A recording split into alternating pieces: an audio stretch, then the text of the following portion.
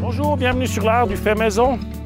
Aujourd'hui, en pleine période très chaude, milieu d'août, on est je crois le 15 ou le 16 aujourd'hui. 6 heures le soir, il fait encore 39 degrés ici. C'est quand même la période, malheureusement, où il faut lancer le jardin d'hiver. Même ici au sud, il faut commencer à lancer ce jardin qu'on n'a pas pu mettre certaines plantes, par exemple au printemps comme les choux. Les choux se plantent seulement en fin de saison dans cette région parce qu'ils ne supporteraient pas l'été. Et pour ceux qui sont plus au nord, il y a aussi toute une série de choses qu'il est vraiment maintenant important d'avoir semé, d'avoir planté. Si ce n'est pas le cas, certaines, on peut encore les récupérer.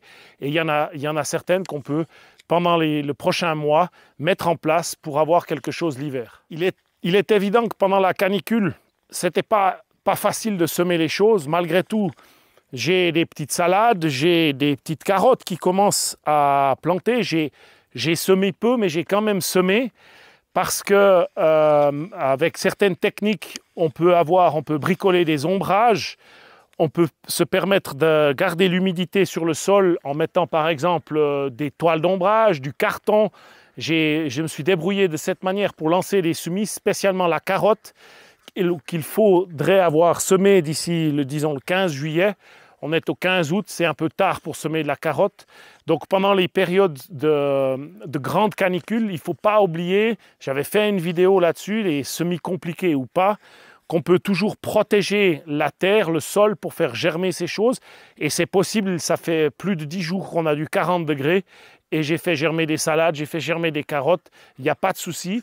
En utilisant ces techniques-là, on peut vraiment commencer les semis. Maintenant, par contre, à partir du 15 août, il y a plein de choses qui vont faciliter votre vie. Les températures vont baisser, l'humidité de la nuit va arriver à nouveau, on va avoir des rosées et ça va simplifier énormément la vie au jardin pour tous les jardiniers. Donc dans le petit jardin, principalement, on a eu un peu de maïs, on a eu quelques plantes qui donnaient des graines que j'avais plantées l'automne passé, c'était du poireau.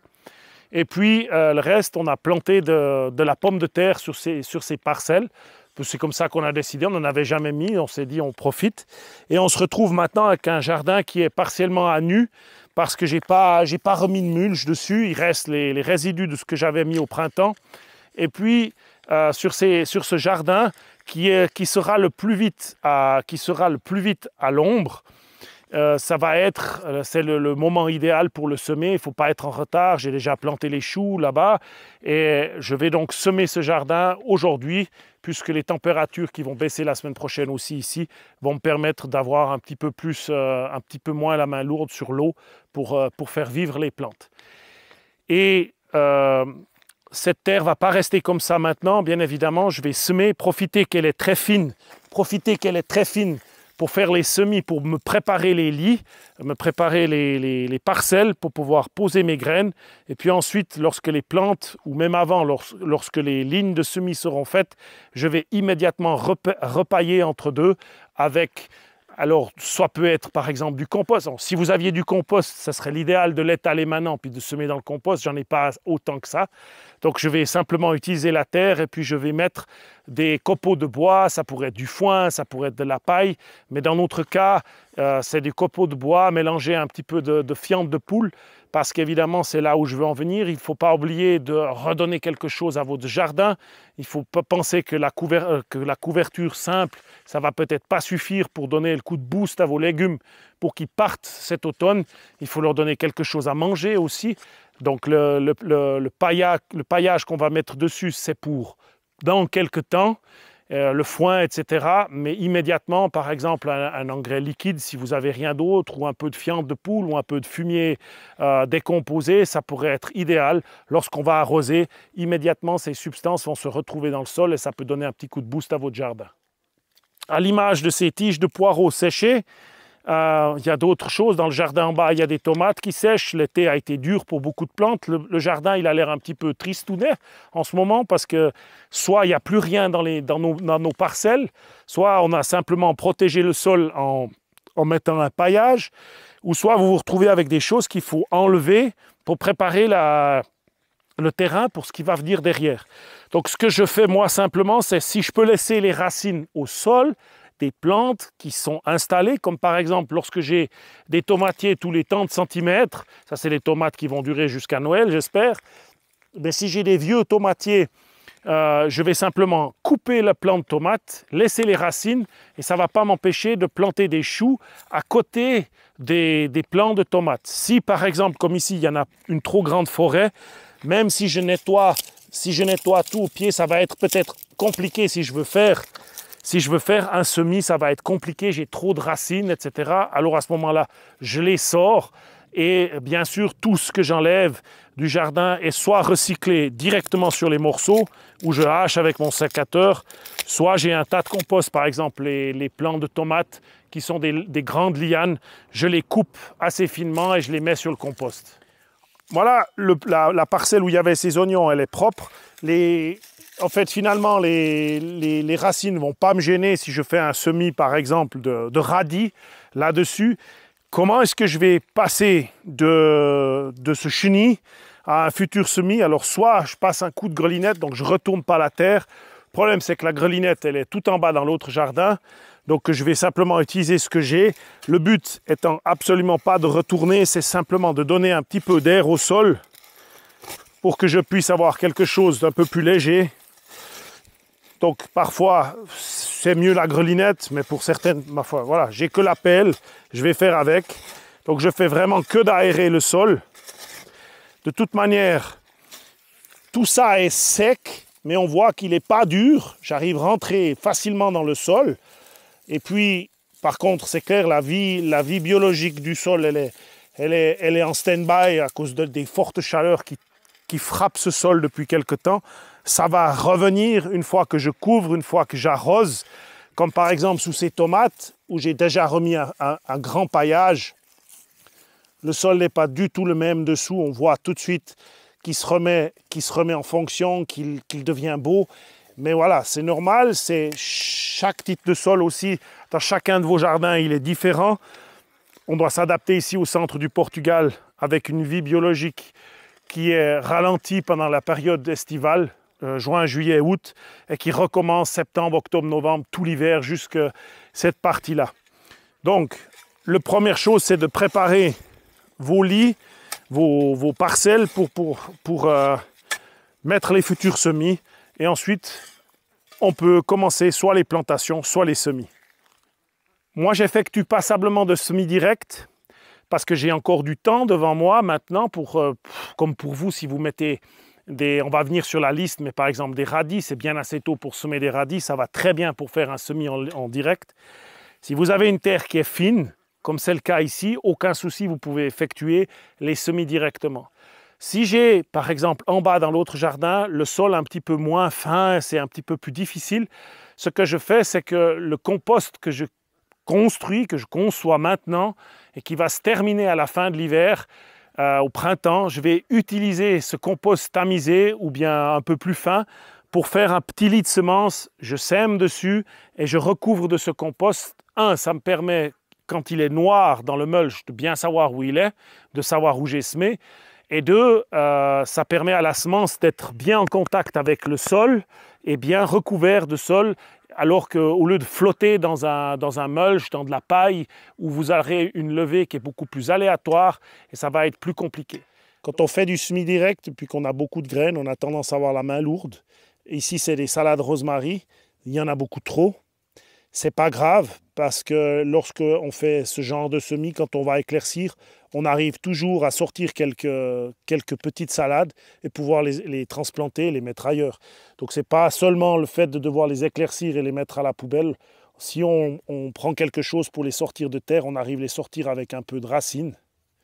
Et quand on les éclaircit, on peut simplement après les transplanter et puis les mettre ailleurs.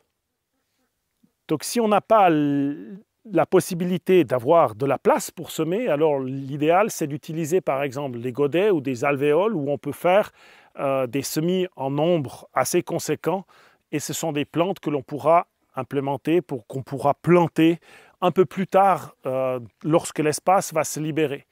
Par exemple, c'est comme ça que j'ai préparé les choux en avance d'abord dans des alvéoles, puis ensuite ils sont plantés. Maintenant, typiquement, il y a des plantes qui iront très bien pour ça, la betterave rouge, les épinards, vous pouvez commencer à semer des épinards, ça va aller bien pour faire ça. Et les salades, on peut faire aussi les salades, si vous n'avez pas d'espace pour mettre les salades, pourquoi pas faire tout ça en alvéole, afin que vous puissiez déjà semer dans les bonnes périodes, puisque maintenant ça va très vite, l'automne sera vite là tout d'un coup.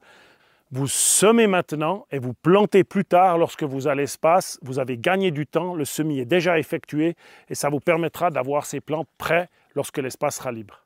Si vous êtes maintenant dans des régions plus au nord où j'ai oublié, il y a toujours la possibilité d'aller en jardinerie, de trouver des plants. Par exemple, la scarole, ici c'est déjà tard pour la semer, mais avant ça n'aurait pas été possible. Mais par exemple au nord de Lyon, c'est compliqué si on veut avoir des scaroles d'hiver. Il fallait les semer, disons, dans le courant juillet, ça aurait été mieux. On peut toujours aller en jardinerie, acheter des plants de scaroles et les implémenter. Acheter des plants de scaroles et les planter, c'est pas bien grave. Elles sont là aussi pour nous rappeler qu'on a toujours cette possibilité d'acheter les plants. Et c'est tant mieux, tant qu'il y a la possibilité, pourquoi pas le faire, utiliser cette option. Ou si vous avez par exemple envie de mettre quelques poireaux, mais évidemment, pas semer les poireaux au mois de juin ou au mois de mai. C'est un peu tard pour semer les poireaux. Dans la plupart des régions, ici je peux, parce qu'ils passent l'hiver, ils seront là au printemps, mais pour ça, c'est une sorte de facilité qu'on a dans cette région. Ce n'est pas le cas dans toutes les régions. Alors, achetez des poireaux, faites les transplantations, comme ça, ils seront robustes pour l'hiver et ils viendront au printemps. Alors, évidemment, tout ce qu'il faut semer, si on parcourt une liste assez rapidement, les épinards, on peut commencer à les semer en alvéole ou en direct. Il faut attendre que les températures baissent un peu. Il ne va pas aimer germer par 30 degrés, mais comme j'ai vu la météo, ça va se passer d'un seul coup, aussi chez nous, aussi chez vous. On peut aussi semer du radis jusqu'à fin septembre, donc on peut commencer, mais on peut aussi attendre un petit peu. Maintenant, si on veut semer des choux pour le nord, comme pour la partie plus septentrionale, il y a les pak choy qu'on peut semer, donc ces petits choux asiatiques. Pour le sud, c'est un peu tôt. Pour le nord, on peut y aller gentiment. Hein. Ils n'aiment pas le chaud, les pak choy. Le chou chinois aussi, on peut commencer à semer du chou chinois. Si ce n'est pas déjà fait, moi j'en ai déjà planté, mais on peut continuer aussi jusque vers le 15 septembre. Les choux chinois, qu'est-ce que j'ai marqué? Alors évidemment, les oignons. Ça, c'est quelque chose, si vous voulez des oignons de printemps, c'est le moment d'en semer. Alors là, il faut prendre une petite jardinière pour faire ça, pour qu'on puisse les transplanter plus tard. C'est long, c'est un processus long, mais les oignons, c'est à faire. Les carottes, c'est le dernier moment. Si vous en faites des rapides, du style d'une nantaise, on peut effectivement essayer de la récolter. Comme je dis souvent, il faut toujours espérer le meilleur et puis on verra un peu ce que ça donne. S'il faut tenter le coup, vaut mieux avoir une abondance de légumes plutôt que d'avoir un manque de quelque chose. Donc si on a vraiment oublié le semis de carottes, vaut mieux l'essayer et puis voir ce que ça va donner. Les betteraves rouges, les betteraves jaunes, tout ça. Et puis les salades, le mesclun, tout ça, c'est aussi quelque chose qu'on peut semer jusqu'au 15 septembre. Toujours des salades qui vont être un petit peu plus résistantes. Les salades colorées, généralement, qui sont rouges, elles vont tenir un petit peu plus l'hiver. Ça dépend si vous avez une serre ou pas. La salade rosemary dont on en a parlé, elle tient assez bien l'hiver, mais elle n'aime pas trop se retrouver sous la pluie. Donc, elle supportera un peu les températures froides. Pas trop de soucis, mais plutôt abritée, elle se plaira mieux. Il y a la rouge de Grenoble qui est aussi une petite salade qu'on peut plucher, qu'on peut manger la terre. Ce sont des salades qui vont bien pour le début de saison d'hiver. Et puis si vous n'avez pas semé les scaroles ou les vraies laitues, enfin les vraies plantes, les vraies salades d'hiver, on va appeler ça une salade. Les vraies salades d'hiver, vous allez maintenant les acheter si vous êtes assez au nord. Plus au nord, c'est trop tard pour les semer maintenant. Les rouges de Vérone, toutes ces choses-là, il aurait fallu le faire au mois de juillet. Maintenant, c'est le moment de les planter. Il y a les blettes aussi qu'on peut mettre maintenant. Ça, c'est quelque chose qui va aller très bien, qui va accompagner votre automne, qui supporte aussi l'hiver gentiment, qui va continuer de donner quelque chose. Vous aurez quelque chose au printemps, ça se mange aussi comme des épinards. Si vous avez les blettes à feuilles, il n'y a pas seulement besoin de faire que les côtes de bêtes où on mange la côte, mais il y a aussi des variétés qui sont plus concentrées sur la feuille, ça remplace un peu l'épinard. Donc voilà, c'est des choses. Il faut être un petit peu inventif et puis essayer certaines choses. On ne sait jamais comment sera l'automne et comment sera l'hiver, doux, froid, jamais d'avance. Donc, il vaut mieux miser sur beaucoup de chevaux et puis espérer avoir quelque chose de bien à la fin. En conclusion, il ne faut jamais oublier qu'on a un printemps, on a un été. Même si la saison a été compliquée, on peut toujours essayer de sauver l'automne. Avoir quelque chose l'hiver au jardin, ça fait quand même plaisir. C'est quelque chose qu'on apprécie. Et puis, il ne faut pas louper le contour, c'est maintenant. Et je vous souhaite beaucoup de plaisir pour mettre tout ça en place maintenant. Et puis, à tout bientôt. Au revoir.